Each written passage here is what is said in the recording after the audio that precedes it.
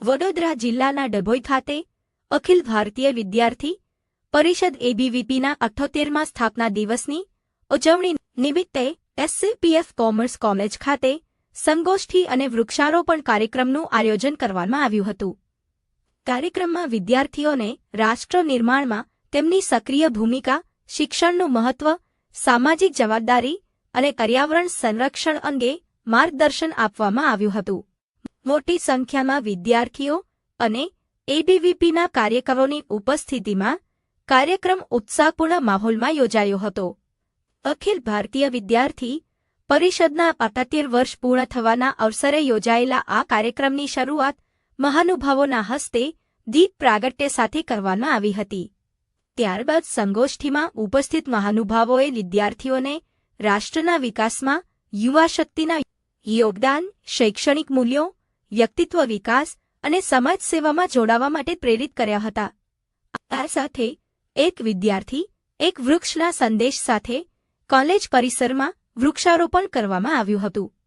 પર્યાવરણનું જતન અને હરિયાળું ભારત નિર્માણ માટે વધુમાં વધુ વૃક્ષો વાવવા તેમજ તેમનું જતન કરવાની અપીલ કરવામાં આવી હતી.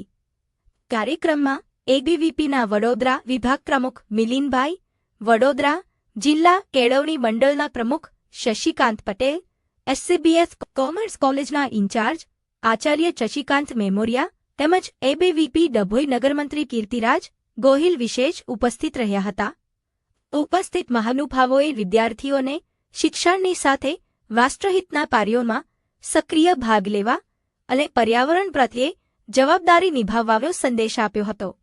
કાર્યક્રમના અંતે મોટી સંખ્યામાં વિદ્યાર્થીનીઓ અને એબીવીપીના કાર્યકરોએ ઉત્સાહભેર ભાગ લઈને કાર્યક્રમને સફળ બનાવ્યો હતો.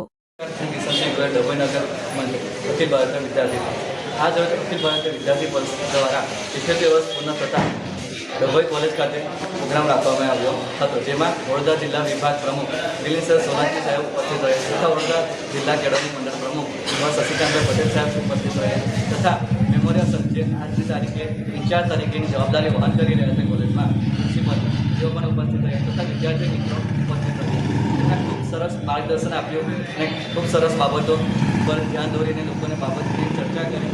એના માટે હું આભારી છું. અને આજ રોજ અખિલ ભારતીય વિદ્યાર્થી પરિષદ દ્વારા 78 વર્ષ પૂર્ણ થતા કાર્યક્રમ યોજાયો, જેમાં દરેક વિદ્યાર્થીનો મેં આભારી છું. તથા આજે વૃક્ષારોપણ પણ કોલેજ કેમ્પસમાં કરવામાં આવ્યો, જેમાં તુલસી જેવા પવિત્ર છોડની ઉછેર કરવામાં આવશે. આજથી નમસ્કાર. ભારત માતા કી જય.